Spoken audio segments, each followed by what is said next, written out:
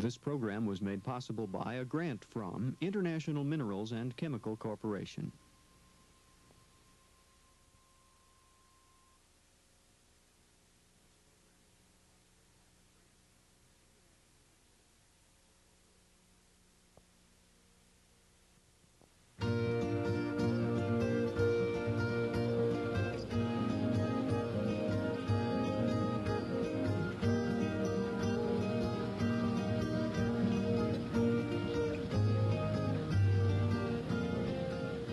This is the moment that every farmer looks forward to through every growing season.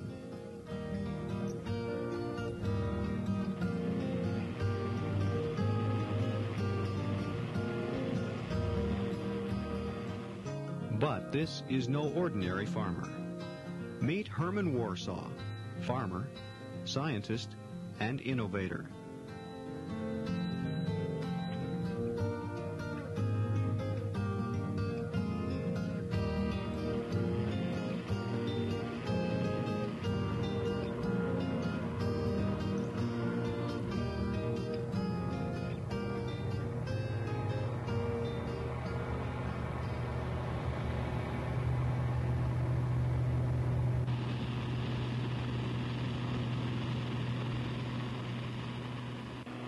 This bountiful harvest is what Herman Warsaw has come to expect from his McLean County farm in central Illinois. During this season, when yields were depressed by dry conditions from mid-July through early September, Warsaw produced 113 bushels per acre on 350 acres of corn. Neighboring farms with similar soils produced 89 bushels per acre this same season. On his experimental field, where Warsaw maintains extremely high fertility levels and exercises his highest level of management, this dry season's yield was 271 bushels per acre. Warsaw's high-yield plots have been in continuous corn for well over 2 decades now. Since 1970, they have averaged 270 bushels per acre. They have produced yields of more than 300 bushels 3 times before, including the 338 bushels in 1975, which still stands as a world's record for non-irrigated corn. But the high yields on Warsaw's acres have not been a gift from the soil. The rich harvests have been coaxed from the land, the long-term result of hard work, an extensive effort to rebuild soil, which appeared to be nearly worn out more than 40 years ago. I and my wife purchased this farm in 1941. At that time, it was owned by a lending agency that had taken it back from the previous tenant because he couldn't make a go of it. And it seemed to me at that time, I thought it was a bargain price. But after I got a little better acquainted with the land, I decided it wasn't quite as much bargain as I had thought it to be, because it had been badly eroded due to poor care, and the fertility level was very low on it. Actually, the government yield figure on it for the farm program at that time was 38 bushels per acre for corn. And I told my wife then, I said, we're going to have to build this up some way if we're ever going to get it paid for. Because prices were very low at that time.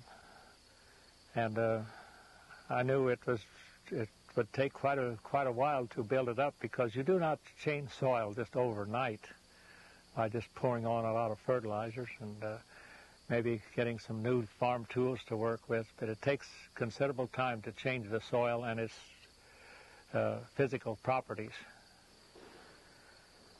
But we did get started, and while everything else was very reasonable at that time as far as fertilizers and those things were concerned, we started building immediately.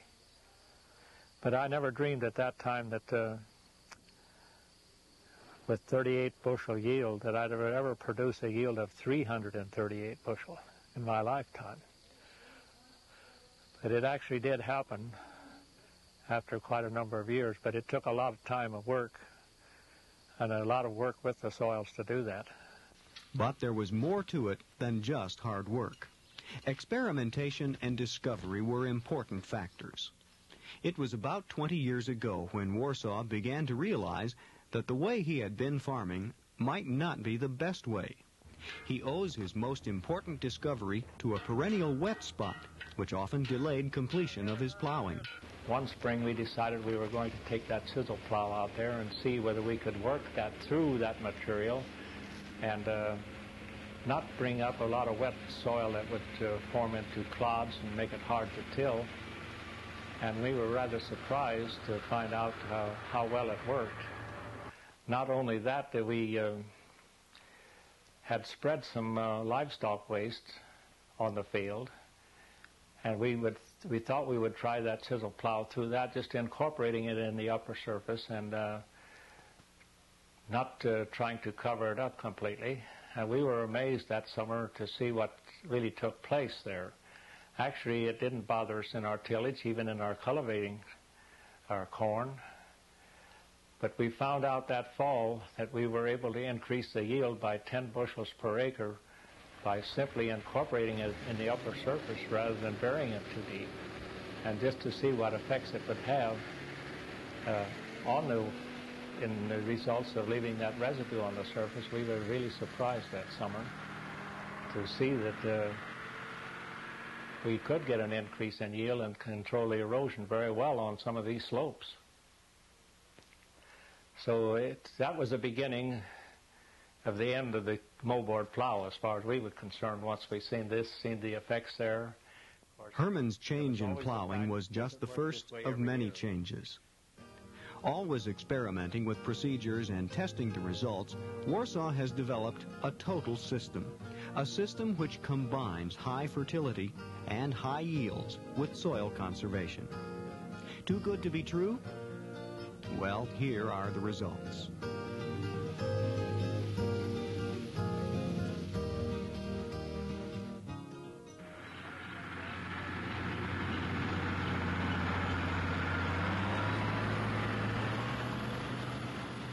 Preparations began last October and November.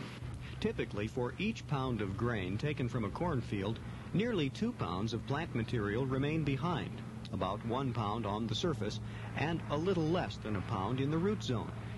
So, when 5 tons of grain were harvested from this 200 bushel per acre field, about 9 tons of plant material stayed on the field. In Warsaw's eyes, this debris is plant food, just waiting to be recycled. One of the things we do, and I think many of the farmers today still aren't doing it, and that is to shred the residue right after harvest into small enough particles that we can use most any type of tillage tool that we wish to use, and that we can incorporate it in the upper surface of the soil where it can get air, get the oxygen needed to decompose it, to build soil structure.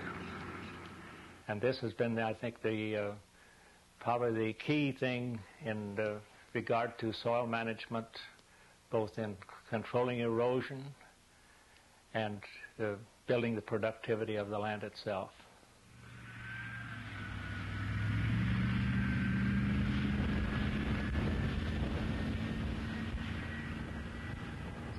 Well, we began working with P&K a good many years ago when after farming here a few years, that the levels of the yield level was not what we expected it to be or thought it should be. So we did some soil testing first to find out what they really were, and then in some studies I found out that if you wanted higher yields than that, you had to have higher levels of P&K both, because they're building blocks in yields, in getting higher yields. And we started out moving up gradually, being sure that we were incorporating them in the soil properly to get the best results out of that. And it wasn't very long, maybe 2 or 3 years, but we began to see some results on it. And we decided then if it made that much difference, we should continue to build up to a point where perhaps the yields didn't increase as much. It's mighty nice to have. It's like having P&K or like having money in the bank. And while you're not using them, you're not control the erosion on the land, you're not losing them either.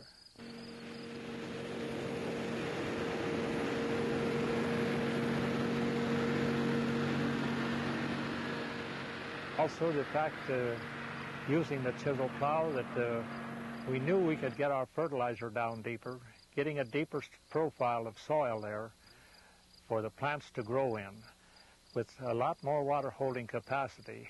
One soil specialist one time told us, he said that you have increased your water holding capacity in your soil by 2 to 3 inches. How much is that, those 2 to 3 inches worth to you in a dry July? During July we had just 2 inches of rainfall. During the month of August we didn't have any.